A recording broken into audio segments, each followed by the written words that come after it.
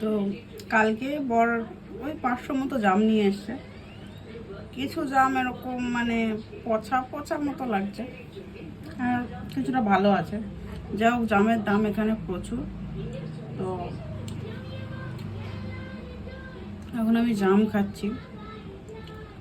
আর জামের কথা মানে জাম খেতে খেতে একটা কথা মনে পড়লো, সেটা হচ্ছে আগে মামার বাড়িতে জাম গাছ আছে, মানে মামাদের না, আমাদের আর দাদু আছে, তাদের গাছ আছে আর ছিল, এখন মনে হয় কেটে দিয়েছে। জাম নিচে বিছিয়ে থাকতো, খেতাম, কুড়িয়ে কুড়িয়ে খেতাম। তার স্বাদ এর স্বাদ অনেক আলাদা।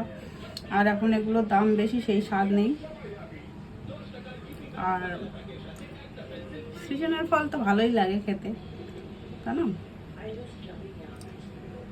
তো যাই হোক, খাই জাম, আর কি করবো, মনে পড়ে পুরনো স্মৃতি।